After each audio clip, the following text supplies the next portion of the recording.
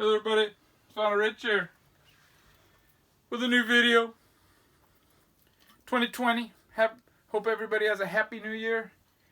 And we're going to bring it in with the champagne of beers, Miller High Life.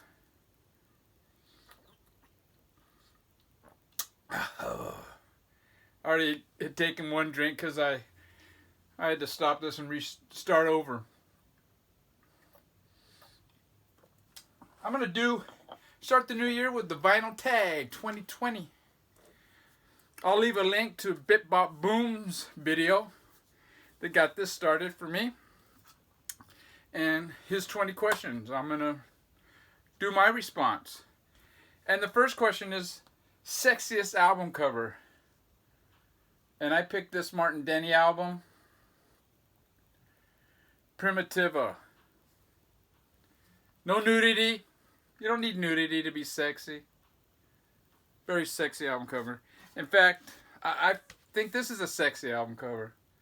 I think the face is probably the most sexiest thing about a person. I mean, look at the eyes, you know? This is Peggy Lipton. She was on the show The Mod Squad from the 60s. And this is actually a pretty good album. It's kind of like a Mamas and Papas style, you know? I'm going to try and down this before the video's over. Happy New Year. The next question. The scariest album cover. This one here always kind of creeped me out. Arthur Lyman album. Taboo Volume 2. With this shrunken head. And I'm going to show another one. This album kind of scary. But freaks me out is this thing here. The back, this was the first time this ever showed up, I believe. And this is the Sam Hain Unholy Passion. Sam Hain's second album. Next question is a cool center label. And I'm going to show this album here. And I'm going to show the Apple. I thought this was a really cool label. When this came out, I thought it was a really cool idea. Next one. A record Bobby Gass would like, but you don't like. And I'm going to show this Jimmy Reed blues album, Down in Virginia. It's not that I'm not a big fan of blues, but I do like some blues. This one, though, is a little too samey for me. All the songs kind of sounded the same, and I don't know, man. Maybe if I drink a few more beers, I'll give it a listen, and maybe I'll dig it, you know. I always found blues to be good beer drinking music. The next one is a soundtrack or a comp album. And I decided to go the comp route. I have way more comps than I do soundtracks. And I decided to show this one. It's Burst Out. And it's West Japanese Skinheads. A bunch of bands. Very, I don't even think you're going to find YouTube videos on any of these bands. Maybe one. But yeah, these are pretty obscure. And I just thought I'd show this just to demonstrate that originally, skinheads didn't have anything to do with racism. It was a working class movement. And, I remember in LA, there were actually some black skinheads going to gigs, you know? Anyways, Burst Out. West Japanese Skinheads. This next question I kind of got a kick out of. It's a record with someone wearing a diaper, a loincloth, or underwear. Now, Bip Bop Boom, he got me beat on this one. He actually had a heavy metal album, I believe, a band from Boston with a diaper on. I don't have any albums with someone with a diaper, but I do have this Prince album with his underwear, his little black briefs. My only Prince album. Oh, I do have the black one. Dirty Mind. It's the only one I have. I would probably get controversy, but whatever. The next question is your favorite album from 2019. I just did a video on this, so if you've seen that, you know what I'm going to show. If you haven't seen it, I'm going to do a spoiler.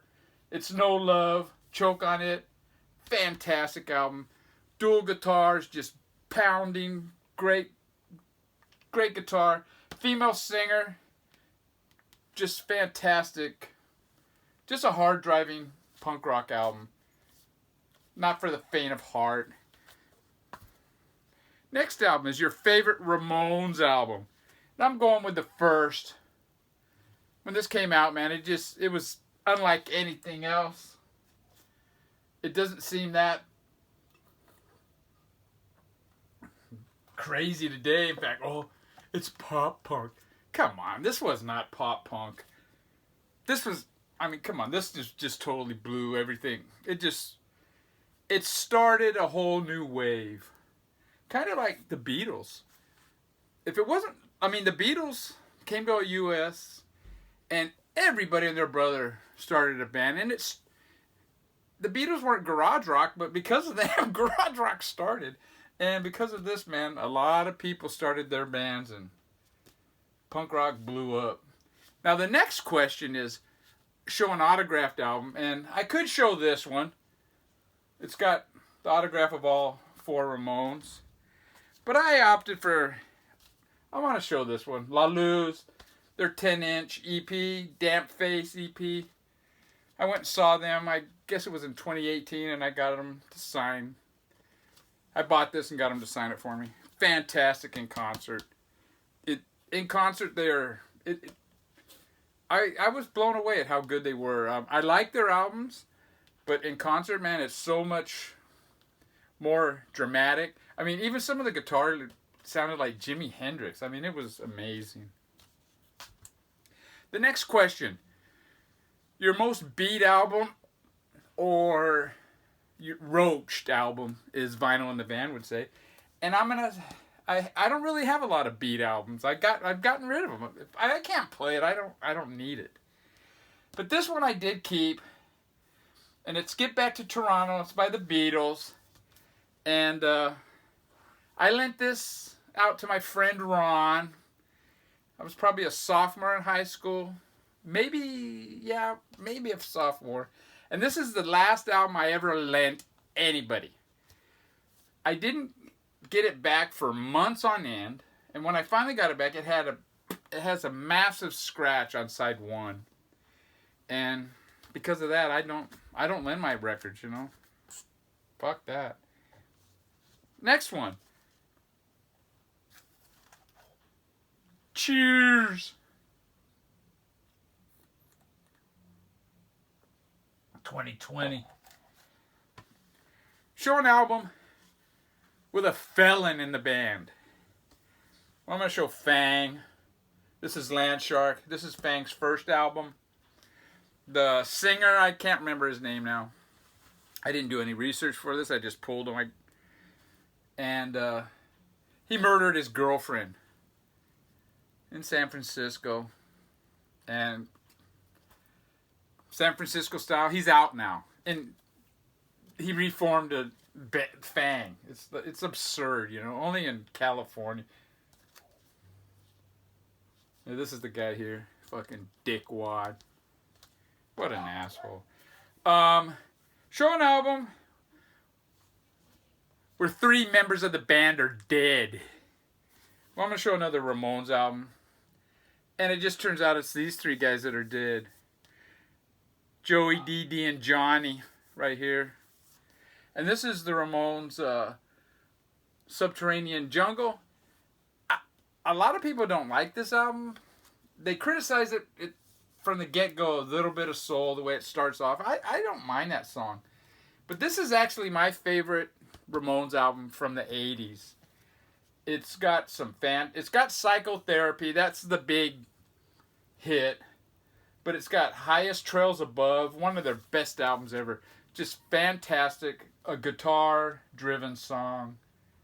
Outsider. And I don't know. I'm not going to go through it's absurd to start listing song titles. But check out Highest Trails Above. The Ramones. Great album. Next question. An album you like, but Bobby Gass wouldn't. And I picked this one, Red Clay by Freddie Hubbard, with Joe Henderson, Herbie Hancock, Ron Carter, and Lenny White. Good jazz album. Bobby Gass is not a fan of elevator music. And I'm with him on that. But some of these jazz albums really cook. And this is a good one. Next question. An album you find funny. And I was going to show a comedy album. I have a couple of Richard Pryors, but I thought, you know what? I'm going to show this. The Record by Fear. This is a funny album, dude. Let's Have a War. Beef Bologna. New York's Alright if you like saxophones. You know, it's funny, dude. Foreign Policy. I Love Living in the City. Just great. It's a great comedy album. Fear. The next question is, let me see here. A record that a VC channel, a member of the VC turned you on to. And this is Mystic Braves, Desert Island. L.E., Lisa, turned me on to this album. Fantastic. Psych, modern psych record. I've listened to a couple of their other albums. And, well, one of their other albums, I should say. And it wasn't as psychedelic as this one. But it was good. But yeah, I recommend this. If you're into psych, Desert Island by Mystic Braves. Okay, let me look. Where am I here? A VC channel you wish would come back. And I'm going to go with L.E. Lisa. She quit making videos. She did it. She has a really good point. She said that she was buying records, showing them, buying records and showing them, and she wasn't really diving into them and listening to them. And that's a very legitimate point.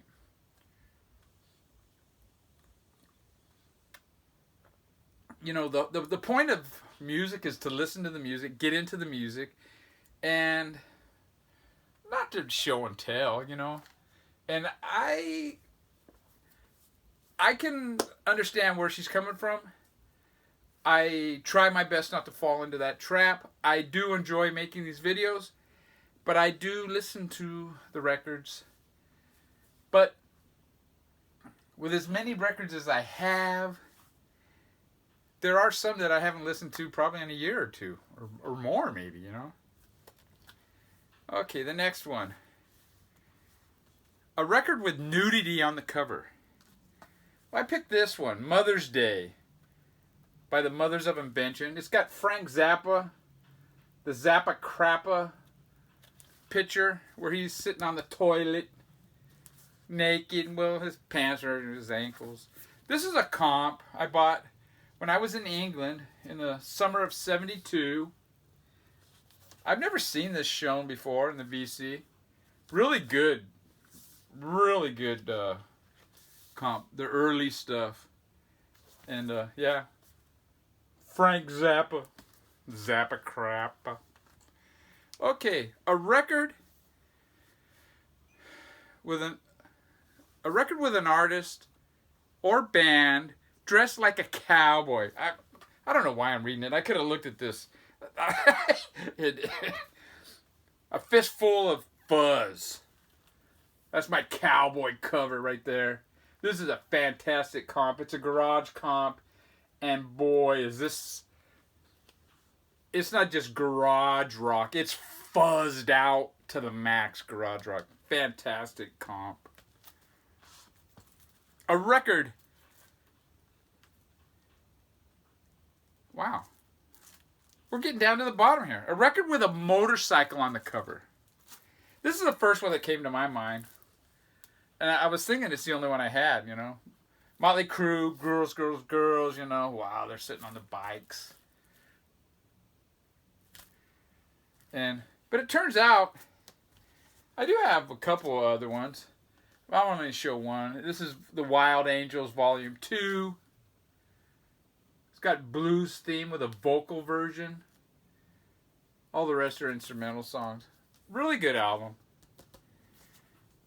But getting back to Motley Crue, I saw them on this tour.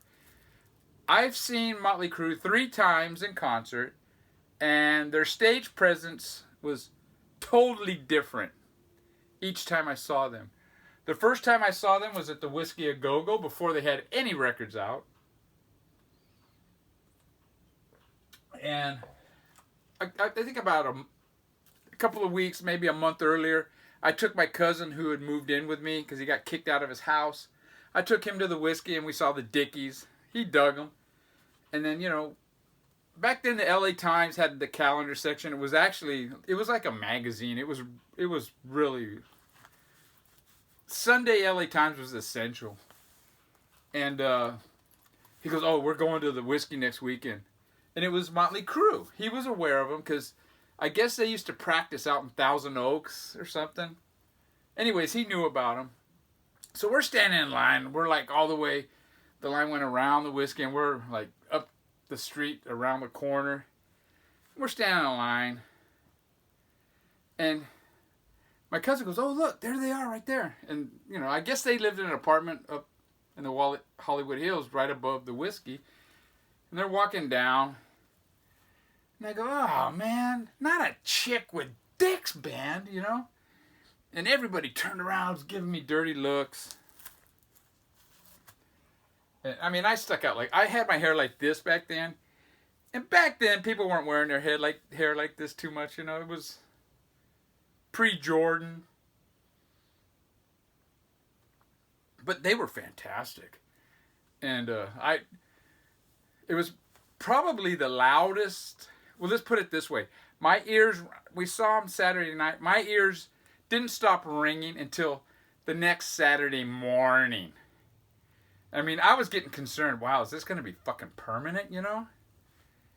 But yeah, and I told my cousin, I go, those guys are going to make it, dude.